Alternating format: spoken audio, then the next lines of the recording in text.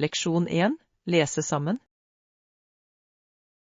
Jeg liker å se programmer eller lese en bok på fritiden. Hyggelig. Jeg elsker å lese også, det er en så flott flukt. Hvor lang tid bruker du vanligvis på å lese hver dag? Jeg prøver å få tid til minst en time hver kveld. Det er imponerende. Jeg synes det er vanskelig å legge fra meg en bok når jeg først har begynt. Samme her. Jeg mister ofte oversikten over tid når jeg er oppslukt av en historie. Har du lest noe interessant i det siste som du vil anbefale? Ja. Jeg fullførte nettopp et fantastisk mysterium som holdt meg på kanten av setet. Jeg vil gjerne høre mer om det. Kanskje jeg tar den neste. Leksjon 2. Kunstnerisk inspirasjon. Jeg trenger noen nye mailinger, børsteer og lerreter for å inspirere kreativiteten min. Det høres spennende ut. Planlegger du å besøke en kunstbutikk? Ja. Jeg tror å bla gjennom forskjellige materialer vil vekke nye ideer. Jeg elsker følelsen av ferske forsyninger. Det er som et blankt ark for kreativitet. Nøyaktig. Hver gjenstand har potensial til å føre til noe unikt. Hvor ofte finner du deg selv i å male? Jeg prøver å male minst en gang i uken. Det holder meg i flyten. Det er en god vane. Jeg burde få mer tid til min egen kunst. Vi kunne hatt en maledag sammen. Det ville vært gøy. Leksjon 3. Ferske funn. Det er fantastisk å høre at det er fersk frukt tilgjengelig på markedet. Det er fantastisk å høre. Hvilke typer har det denne sesongen? De har alt fra saftige bær til modne fersken og meloner.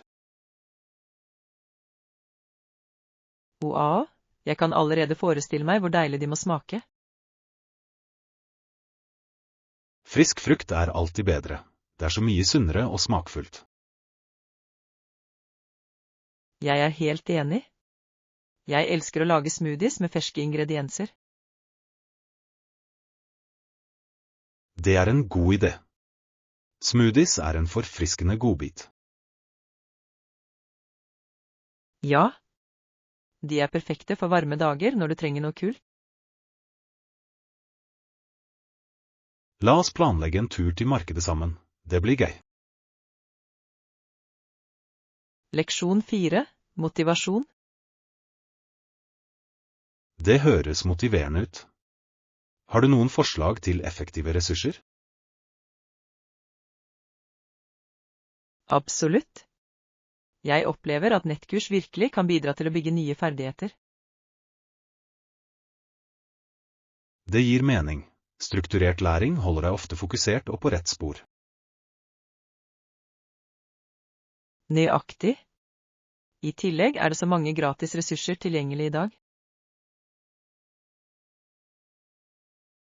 Jeg elsker ideen om å kombinere ulike typer materialer for å forbedre læringen.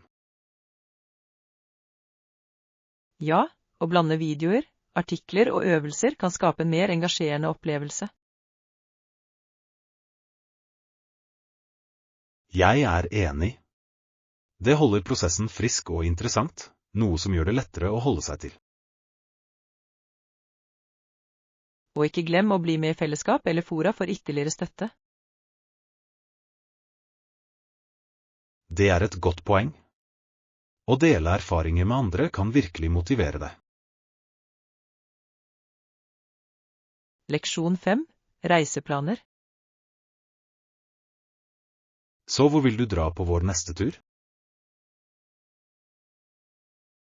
Hva med en stranddestinasjon? Jeg elsker solen og lyden av bølgene. Det høres perfekt ut. En avslappende strandferie ville vært fantastisk akkurat nå. Nøyaktig. Vi kunne tilbringe dagene med å slikke sol og bade. Og ikke glem all den deilige sjømaten vi kunne nyte. Høyre. Fersk sjømat ved havet er noe av det jeg liker best med strandturer. I tillegg kunne vi utforske lokale butikker og markeder for unike suvenirer. Ja. Det er alltid gøy å finne noe spesielt å huske turen etter. Jeg blir spent bare jeg tenker på det. La oss begynne å planlegge snart. Leksjon 6. Sikkerhetsbekymringer. Et eksempel på dette er når utrygge byggeprosjekter godkjennes av tjenestemenn som har blitt bestukket. Det er en alvorlig sak. Det setter så mange liv i fare for profittens skyld. Absolutt. Det er sjokkerende hvordan grådighet kan kompromittere sikkerhetsstandarder. Og konsekvensene kan være ødeleggende for lokalsamfunn også. Nøyaktig. Folk fortjener å føle seg trygge i sine omgivelser. Det er avgjørende for tjenestemenn å prioritere befolkningens velvære. Ja, åpenhet og ansvarlighet er avgjørende i slike situasjoner. Jeg kunne ikke vært mer enig. Vi trenger strengere reguleringer for å forhindre disse problemene. Og samfunnsengasjement kan bidra til å holde tjenestemenn ansvarlige for sine handlinger. Leksjon 7. Rydding. Planlegger du å overnatte for å dekke eventuell ekstra rengjøring? Ja, det høres forståelig ut.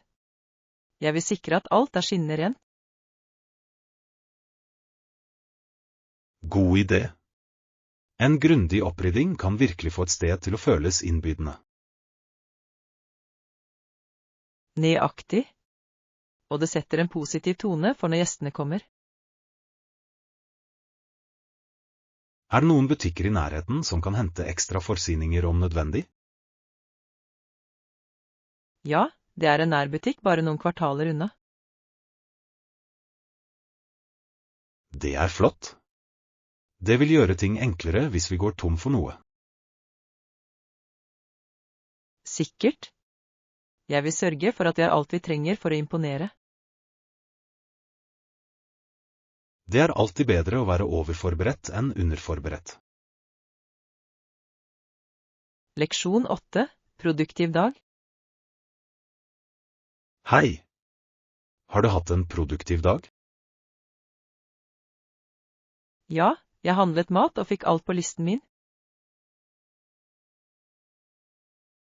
Det er flott. Det er alltid tilfredsstillende å krysse av elementer fra en liste. Absolutt. Dessuten elsker jeg å plukke ut ferske ingredienser for uken. Hva er din favorittting å lage når du har ferske råvarer? Jeg liker å lage salater. De er sunne og forfriskende. Det høres deilig ut. Jeg kunne brukt noen ideer til sunne måltider. Jeg deler gjerne noen oppskrifter med deg. Takk. Jeg leter alltid etter flere måter å spise sunt på. Leksjon 9. Historisk kontekst. Siden Pennsylvania ikke var en slavestat, var Harriet ganske trygg der. Ja, og det ga henne en avgjørende rømningsvei under reisen. Det er fascinerende hvordan visse steder spilte viktige roller i historien. Absolutt. Pennsylvania var et nøkkelsted i Underground Railroad. Og det er utrolig å tenke på motet folk viste i løpet av den tiden. Ja, styrken og besluttsomheten til de som søker frihet inspirerende. Vi skylder mye til de som kjempet for rettferdighet og likhet. Definitivt.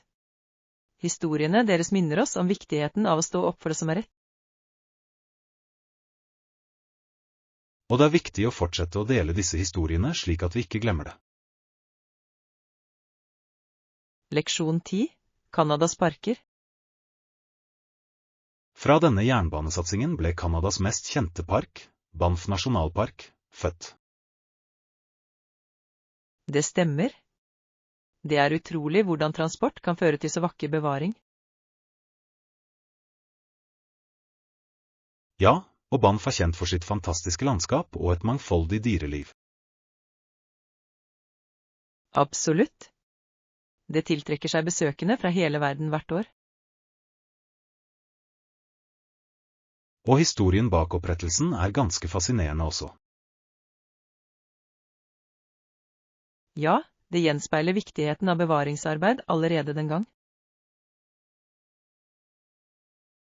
Det fantastisk å se hvordan folk kan sette pris på å beskytte naturen. Definitivt. Parker som Banff minner oss om skjønnheten som omgir oss. Jeg vil gjerne besøke en dag og oppleve det førstehånds. Leksjon 11. Dra nytte. Det flott. Jeg vil definitivt benytte meg av det nye tilbudet. Ja, det en fantastisk mulighet til å spare penger mens det handler. Jeg setter alltid pris på når butikker gir rabatter eller spesialtilbud. Jeg også. Det utgjør en stor forskjell, spesielt ved budsjettering. Og det oppmuntrer folk til å prøve nye produkter de kanskje ellers ikke ville vurdert. Nøyaktig. Det kan føre til å oppdage nye favoritter til en lavere kostnad. Dessuten føles det godt å få mer valuta for pengene. Absolutt. Hver liten bit hjelper, spesielt i dagens økonomi. Jeg glad vi på samme side når det gjelder å dra nytte av disse tilbudene. Leksjon 12. Sunne valg. Det interessant. Jeg har hørt at det sunnere, men jeg ikke sikker på om jeg kunne gi opp kjøtt. Jeg forstår, det kan være en stor tilpasning for mange mennesker. Ja, kjøtt en stift i så mange retter, og det vanskelig å forestille seg måltider uten det. Absolutt. Men det mange deilige alternativer tilgjengelig i dag. Det sant. Jeg har prøvd noen plantebaserte alternativer som var overraskende gode. Nøyaktig. Det handler om å finne oppskrifter du liker. Jeg vil være åpen for å eksperimentere mer med nye ingredienser. Det en flott tankegang. Det kan være morsomt å utforske ulike smaker. Ja, og det fint å vite at det finnes sunnere valg der ute. Leksjon 13. Treningsrutine. Jeg liker veldig godt å kjøre knebøy og markløft. De jobber med flere muskelgrupper. Det gode øvelser. De gode for å bygge styrke og utholdenhet. Nøyaktig. Jeg elsker hvor funksjonelle de for hverdagslige aktiviteter. Ja, de etterligner virkelige bevegelser, noe som veldig fordelaktig. I tillegg bidrar de til å forbedre den generelle stabiliteten og holdningen. Absolutt. Det viktig å inkludere sammensatte bevegelser i treningsøktene. Har du en spesifikk rutine du følger for disse øvelsene? Jeg starter vanligvis med lettere vekter og fokuserer på form før jeg øker vekten. Det er smart. Riktig form er avgjørende for å unngå skader. Leksjon 14. Rengjøring av klær. Hvor lang tid tar det vanligvis å få klærne renne på vaskeriet?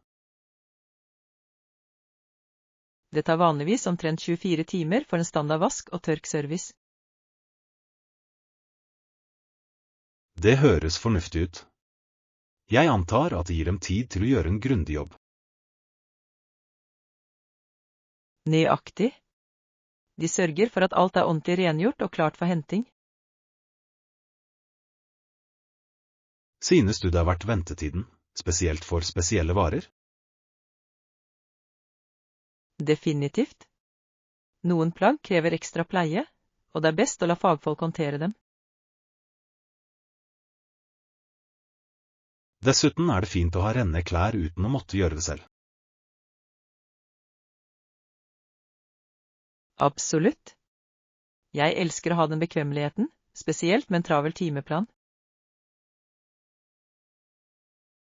Da må jeg kanskje levere noen ting snart. Leksjon 15. Enhet og fred. Det er inspirerende å tenke på hvordan vi kan forene våre familier og vår nasjon. Ja, å jobbe sammen i varig fred er avgjørende for en lysere fremtid. Absolutt. Goodwill overfor alle mennesker bør være vårt rettesnor. Det er viktig å fremme forståelse og samarbeid mellom alle. Nøyaktig. Når vi støtter hverandre, skaper vi et sterkere fellesskap. Og den følelsen av samhold kan føre til positive endringer i samfunnet. Ja, vi kan bygge et grunnlag basert på respekt og vennlighet. Sammen kan vi overvinne utfordringer og feire mangfoldet vårt. Det handler om å finne felles grunnlag og fremme harmoni. Leksjon 16. Superhelthistorier. Da broren min var veldig ung, elsket han superhelter. Det er bedårende. Barn har ofte så levende fantasi. Han ville kle seg ut i kostymer og late som han reddet dagen. Disse historiene kan være så inspirerende for barn, oppmuntre til tapperhet og vennlighet. Nøyaktig. Superhelter lærer verdifulle leksjoner om å hjelpe andre. De viser også at hvem som helst kan være en helt på sin egen måte. Ja, selv små handlinger av vennlighet kan utgjøre en stor forskjell. Det er flott å se hvordan disse tidlige interessene former verdiene våre etter hvert som vi vokser. Absolutt. Jeg tror de superhelthistoriene blir med oss for alltid. Leksjon 17. Velge en blender. Liker du blendere med flere hastighetsinnstillinger? Og, absolutt. De tilbyr mer allsidighet for forskjellige oppskrifter. Høyre. Det er fint å ha den kontrollen over teksturen til smoothiene dine. Nøyaktig. Jeg elsker å kunne bytte det opp avhengig av hva jeg lager. Og det kan også være veldig nyttig for supper eller sauser. Ja. En god blender kan virkelig heve matlagingsspillet ditt. Jeg vurderer å velge en som har en rekke funksjoner. Det høres ut som et smart valg. Det vil gjøre matlagingen så mye enklere. Jeg vil bare være sikker på at jeg får best valuta for pengene mine. Leksjon 18. Filmkveldssnacks. Er du klar for filmkveld? Ikke glem å ta med popcorn. Selvfølgelig. Jeg tar litt snacks før vi setter oss inn for filmen. Stor. Ingenting slår popcorn for en koselig filmopplevelse. Absolutt. Det er den perfekte knasende godbiten å nyte mens du ser på. Og kanskje vi kan få litt godteri til det? Det er en fantastisk idé. Litt sødme vil gjøre det enda bedre. Jeg er spent. Hvilken film skal vi se i kveld? Jeg tenkte på en klassiker. De gjør alltid for en god tid. Jeg kan ikke vente. Det kommer til å bli en morsom kveld fylt med latter. Leksjon 19, råmeste. Visste du at han kanskje var den største av de tidlige rommesterne? Virkelig? Det er imponerende. Hvilken epoke dominerte han? Han var aktiv på slutten av 1800-tallet og gjorde virkelig et navn for seg selv. Wow! Det må ha vært spennende å se de internasjonale rorittene. Absolutt. Hans dyktighet og besluttsomhet var uovertruffen på den tiden. Det er fascinerende hvordan sport kan bringe mennesker sammen og skape legender. Ja, og arven hans fortsetter å inspirere fremtidige generasjoner av roere. Jeg elsker å lære om idrettsutøvere som har gjort en betydelig innvirkning. Det er utrolig å se hvordan hardt arbeid og dedikasjon kan føre til suksess. Leksjon 20, flysjekk. Innsjekkingskrankene er til venstre for deg, like der borte. Takk for at du påpekte det. Jeg blir alltid litt forvirret på flyplasser. Ikke noe problem. Det kan være overveldende med alle tegn og mennesker. Det kan det virkelig. Jeg setter pris på din hjelp med å navigere gjennom dette. Klart det.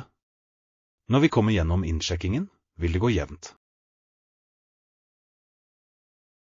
Ja, jeg gleder meg til å slappe av når vi først er på flyet.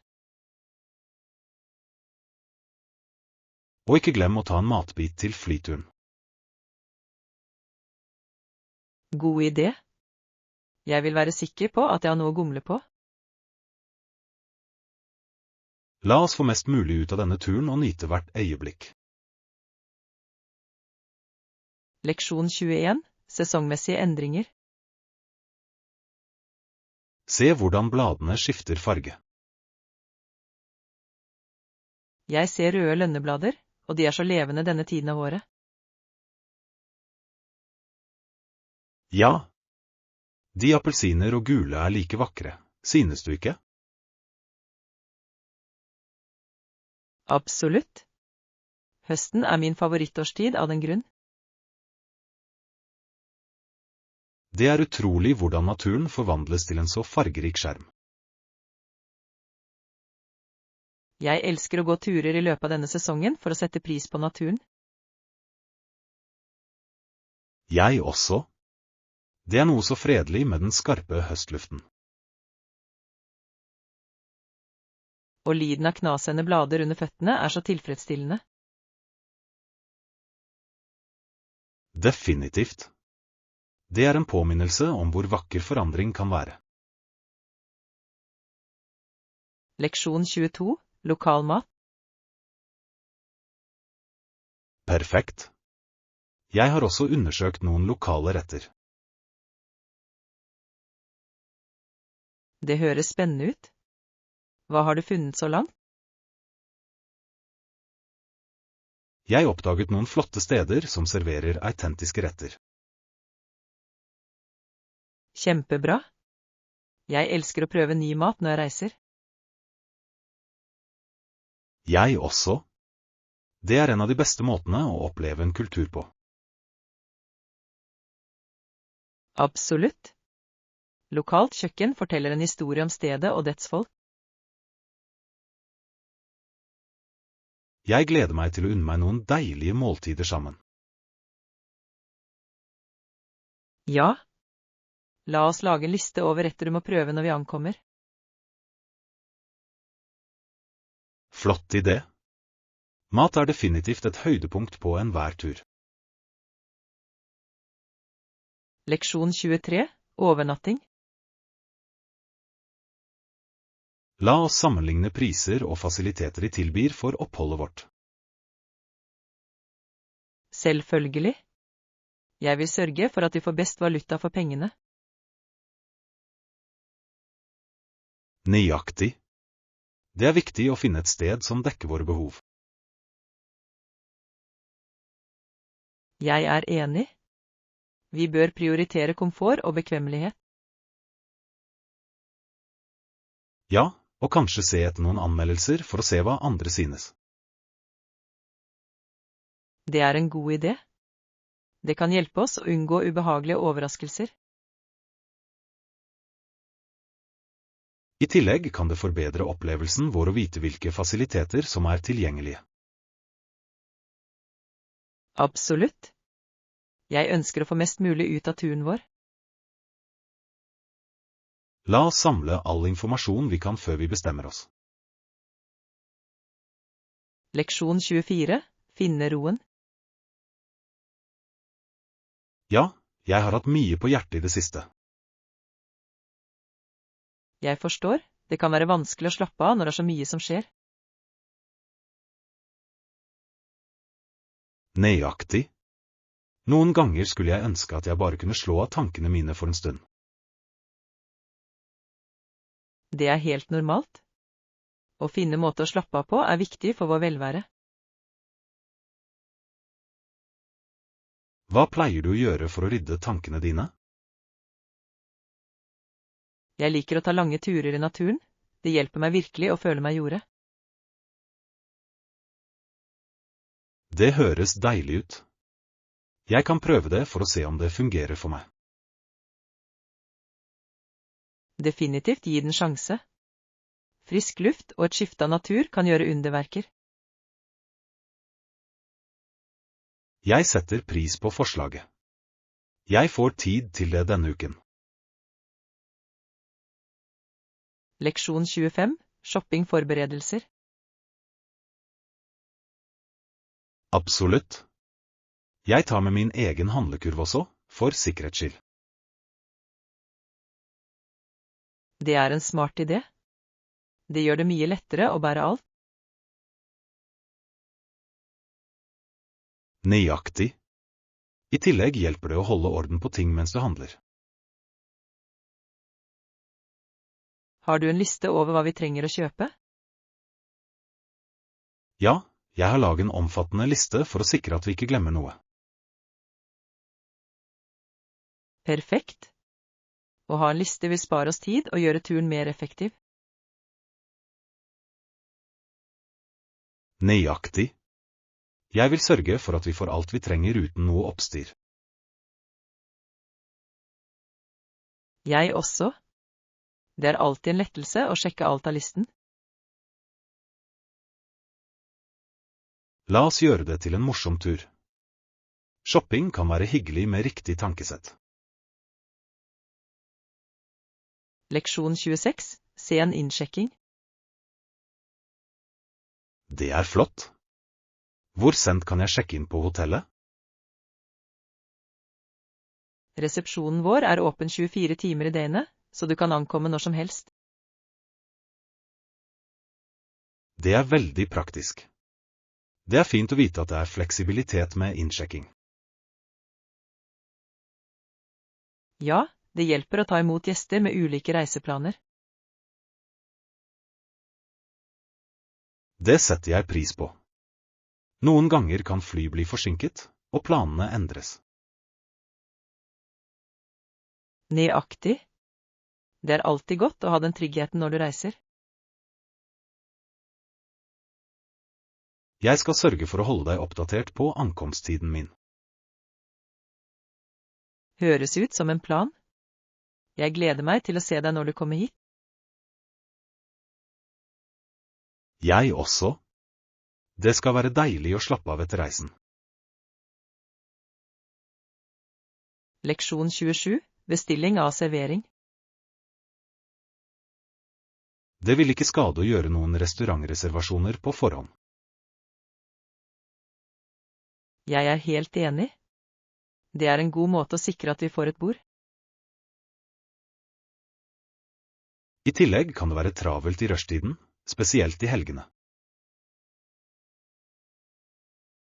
Nøyaktig. Jeg vil heller sikre meg en plass enn å risikere å stå i kø. Har du noen spesifikke steder i tankene du vil prøve? Ja. Jeg har hørt gode ting om den italienske restauranten i sentrum. Å, det høres deilig ut. Jeg vil gjerne prøve pastaen deres. Jeg også.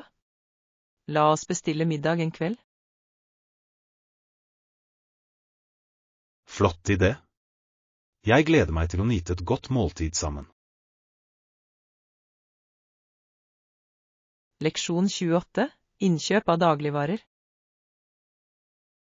Hei, klarte du å få alt på handlelisten vår? Ja, jeg fikk med meg det meste, men det manglet et par ting. Det er greit. Det skjer noen ganger. Hvilke varer fant du ikke? Jeg kunne ikke finne det spesifikke kaffemerket vi vanligvis kjøper. Ingen grunn til bekymring. Vi kan prøve en annen butikk hvis vi trenger det. Høres bra ut. Jeg skal sjekke den andre butikken i nærheten neste gang. Det er flott at vi holder styr på hva vi trenger. Sikkert. Det hjelper oss å holde oss organisert og forberedt på uken som kommer. La oss planlegge vår neste dagligvarereise sammen. Leksjon 29. Fantasifull gullfisk.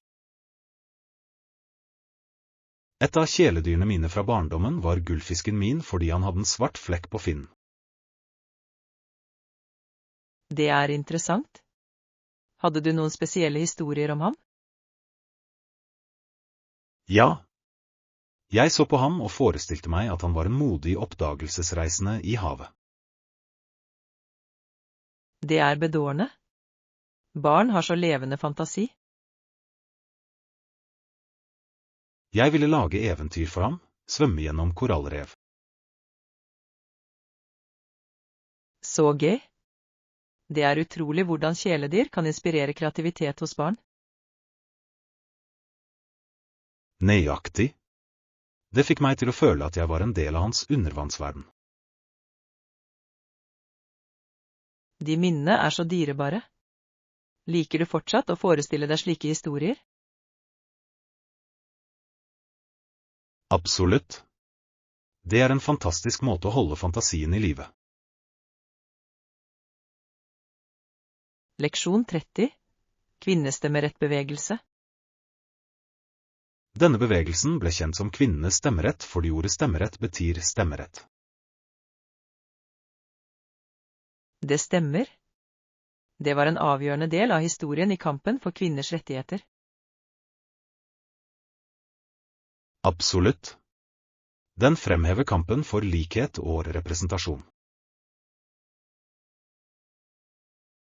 Det er inspirerende å se hvordan denne innsatsen banet vei for fremtidige generasjoner. Ja, mange modige kvinner kjempet utrettelig for stemmerett.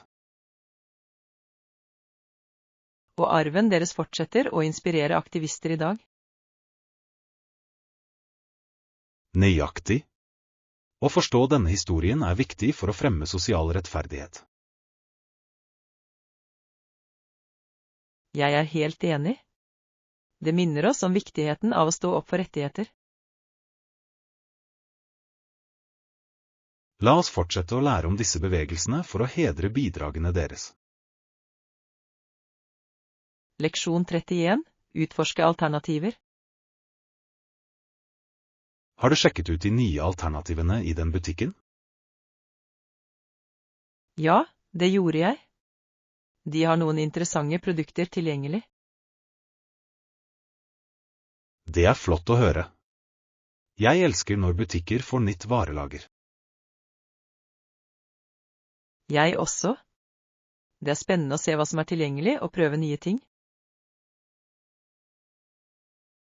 Fant du noe som fanget deg? Ja, det er en unik gadget som jeg tror vil være nyttig.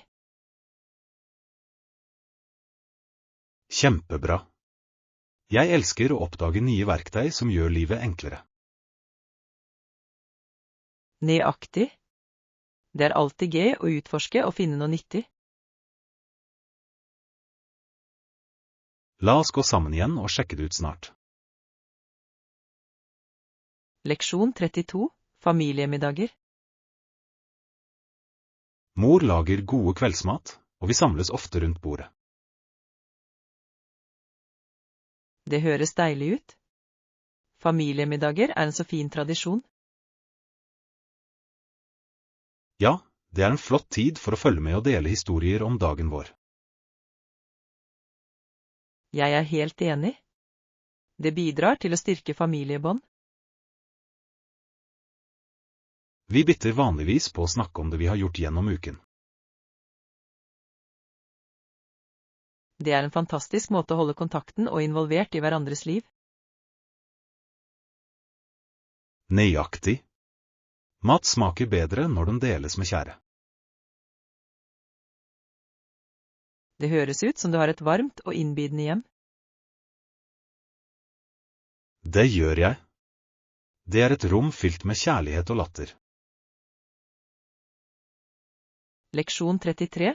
Middagen er nesten klar. Middagen er snart klar. Den trenger bare ca. 20 minutter i ovnen.